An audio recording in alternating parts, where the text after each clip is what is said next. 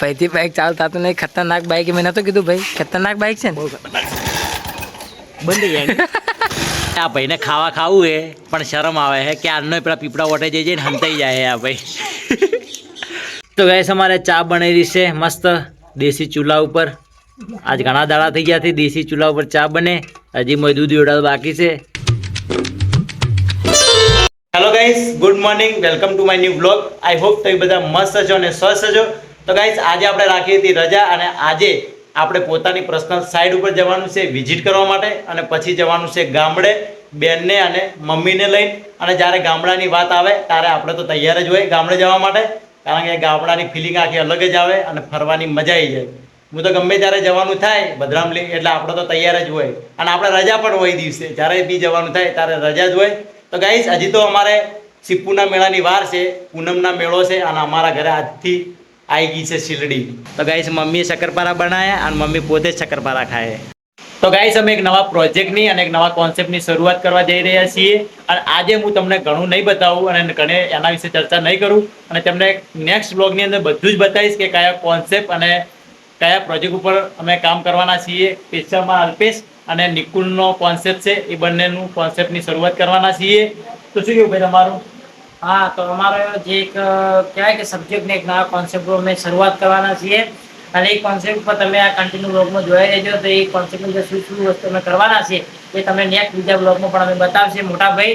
તો અમારી સાથે અને અમારો બ્લોગ ખરીદી લઈ. હા, તો આ ગાઈસ એ કોન્સેપ્ટની શરૂઆત અમે થોડા દિવસની અંદર કરવાના છીએ. ભાઈ અને નિકુલ બંને જણા એ કોન્સેપ્ટની અંદર હશે, હું પણ હશું, બધા જ હશે. સૌની પહેલાં આપણા ઘરે શીલડી આવી ગઈ અને હજુ સુધી કોઈની ગાધી નહીં. બે દંડા હતા, એક દંડો અંદર પડ્યો બીજો અને એક આ નાનો દંડો છે. તો આ મસ્ત શીલડી ખાવાની મજા આખી અલગ જ આવે.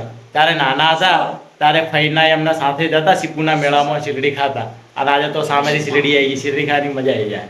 તો શીલડી ખાઈ લઈએ અને હું પણ મસ્ત રેડી થઈ ગયો છું અને મમ્મી પણ મસ્ત રેડી થઈ ગઈ છે અને બેન તૈયાર થઈ રહી છે. બેન તૈયાર થઈ જાય અને પછી આપણે નીકળશું ગામડે જવા માટે ભદ્રામલી.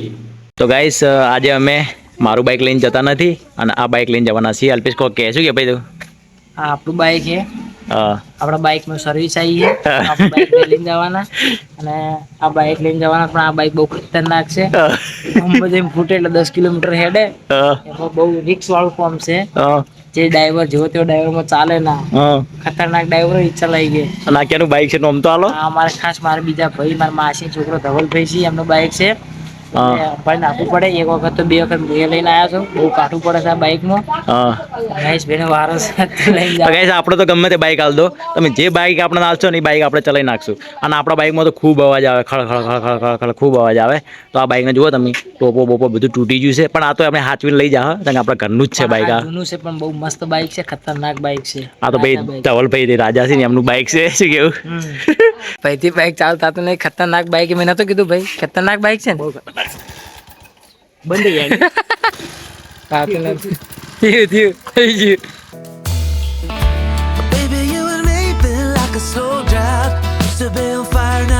તો ગાઈસ અમે પહોંચી ગયા છીએ ભદ્રામલી અને ભદ્રામલી જઈએ એટલે સીધા પેલા નિકુલના ઘરે. શું કેવું નિકુલ? સાચી વાત ભાઈ. આમાં નિકુલ મજા આવી જાય ગાઈસ. નિકુલનું ઘર એટલે આપણે પોતાનું ઘર. મારા દાદી રોટલા કરે બેઠી બેઠી. શું કેવું દાદી? કોના માટે રોટલા કરે? મારા માટે. તો ગાઈસ તમે જુઓ, ખાલી અમે આવીએ ને ભદ્રામલી એટલે ખાલી ફોન કરવો પડે કે દાદી જમવાનું બને રાખજે, એટલે દાદી જમવાનું બનાવી દે. શું કેવું દાદી? રોટલા કરે. નિકુલ દાદી શું કે કરે? રોટલા કરું, રોટલા કરે. અને બીજું શું બનાવ્યું અમારા માટે? ઓ આ તો શીરો બનાવ્યો. આરેલિયા શીરો બનાવ્યો. ગાઈસ આર્યને શીરો ખાયા તું શીરો? તો દાદીએ શીરો બનાવ્યો છે અમારા માટે. જમવામાં શીરો બનાવ્યો છે દાદીએ, રોટલી બનાવી છે અને શાક બનાવ્યું છે મસ્ત. અને આ ભાઈ અમારે બે ગયા છે જમવા સૌની પહેલાં. અને આ કોરા તમે જો કે અમારે ભત્રીજો હસેરો હે. ચમ હસે લે તું આટલું બધું? આ ભાઈને ખાવા ખાવું હે પણ શરમ આવે હે કે આજનો પેલા પીપળા ઓટે જઈ જઈને હંતાઈ જાય આ ભાઈ. ખાવા ખાવું હે તો ખાતે શરમ આવે? આમાં મારી છે ને શરમ આમ તાગી લે તું આમ ઉપર જાય છે. મારી છે ને શરમ આવે પેલા પીપળા ઓટે હંતાઈ જાય ગાઈસ.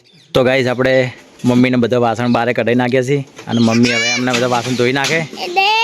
શું હે ગાઈસ? અમારે મમ્મીને અને શિલ્પાબેનના વાસણ ઘરમાં પડ્યા હતા, ઘોડિયા ઉપર મૂક્યા હતા. અમે જે અમારા મકાન છે ને એના અંદર ઘોડીએ છે લકડાના, તો એના ઉપર વાસણ પડ્યા હતા તો બધા બહાર કાઢી નાખ્યા અને અમે મૂન નિકુલ 2 જણા જઈએ છીએ ખેતરમાં ફરવા માટે. આ ભાઈને ગરમી બહુ લાગે છે, અતિશય ગરમી લાગે મારા ભાઈને.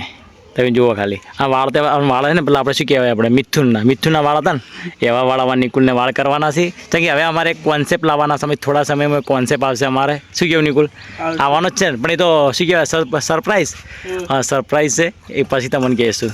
અને આ જો આમાં ગાઈસ આમાં વિપુલને બાઇક આવડી જો, કિરણને આવડે, વિપુલને આવડે, નિકુલને આવડે, બધાને આવડે. જો મને પણ બાઇક આવડી ગયું કમ્પ્લીટ. આમાં ભાવ ઊંઝા છે તરત હોય તો ફોન જ જુએ છે, વિડીયો ઉતરે હે તો ભાવ તો કઈ ચા ઊંઝાઈ જુઓ તમે. આ ખેતરમાં ચા ઊંઝાઈ જલસા નહીં નીકળવો એમ તો પછી જોજો ચા ઊંઝાઈ આરામથી. તાવ આવે મારા ભાને? હા અમે તો ખાઈ લીધું. તમે ખાધું? શું ખાધું? એ બીજું ગાઈસ તમે જુઓ આ ડોશીમાં બહુ ખતરનાક. તમે ચહેરો જોઈ લેજો. આ ડોશીમાં આ ડોશીમાં ચહેરો જોઈ લેજો. પણ બોલી એટલે ગોળી જેવું બોલે, ગોળી ના વાગે એવી બોલી વાગે. તો ગાઈસ અમે ખેતરમાં બેઠા, પણ એટલો મસ્ત પવન આવે, ઠંડો ઠંડો મસ્ત પવન આવે અને બેઠા. હા ગાઈસ આ ઘર વાયનું છે બહુ. આ બેઠા નહીં ટાળ્યું છે એનું ડોશી ડોહાનું બે. શું કેવું નીકા? આ ડોશી ડોહાનું ટાળ્યું છે, અંદર જવાય નહીં દેતા. આમાં તો નહીં જવા દી. આ ડોશી અને પેલા ઊંઝા ડોહો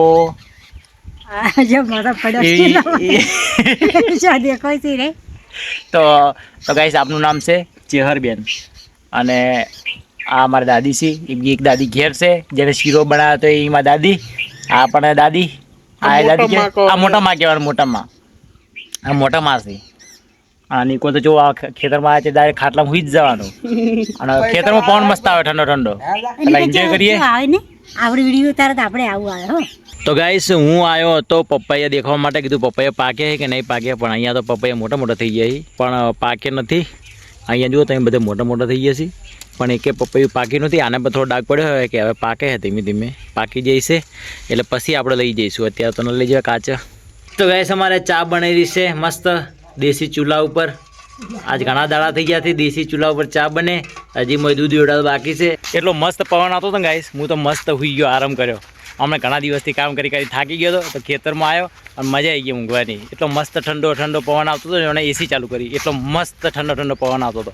અને હવે જવું છે ઘરે, કારણ કે મમ્મીને થોડી કામમાં મદદ કરીએ, કામ કરી દઈશું અને પછી આપણે નીકળશું ઘરે. ના ઘરે જાતે મોડું થઈ જાય, કેમ કે બાઇક એવું છે, બાઇકને લગભગ તો લાઇટે નહીં પડતી હોય, એટલા માટે વહેલું નીકળવું પડશે ઘરે જવા માટે. તો ફટાફટ ઘરે પહોંચી જઈએ ખેતરમાંથી.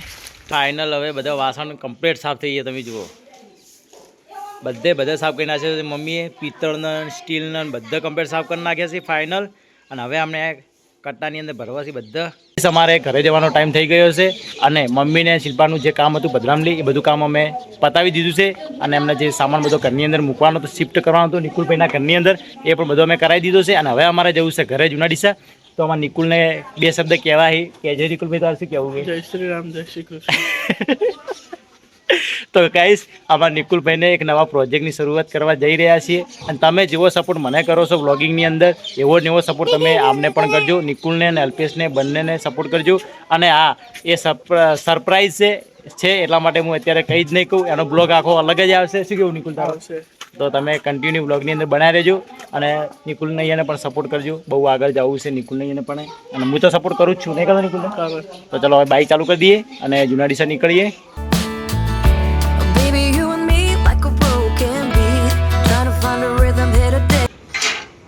તો ગાઈસ આપણે પહોંચી ગયા છીએ આપણા ઘરે જૂના ડીસા. અને રસ્તામાં આવતા આવતા તો એટલી સેપટ ઉડતી હતી હાઈવે ઉપર, કંટાળી ગયો બાઇક ચલાવતે ચલાવતે. અને બાઇકને પણ લાઇટ નથી પડતી કતું, એકદમ નોર્મલ લાઇટ પડતી હતી. જેટલી જોતી હતી લાઇટ હાઈવે ઉપર એટલી પડતી જ નથી. તો નેટ ઘરે આવી ગયા. હવે પહેલાં મસ્ત ફ્રેશ થવું પડશે, કારણ કે સેપટ એટલી ઉડતી હતી અને આંખો બાખો બધું કોકરા ભરણા, એટલા માટે. તો પહેલાં મસ્ત ફ્રેશ થઈ જઈએ. આઈ હોપ તમને આજનો વ્લોગ પસંદ આવ્યો છે. પસંદ આવ્યો તો લાઈક કરજો, ચેનલ બનાવો તો સબસ્ક્રાઈબ કરી દેજો. અને ફરી મળીશું કાલે નવા એક વ્લોગ સાથે. તબ તક બાય.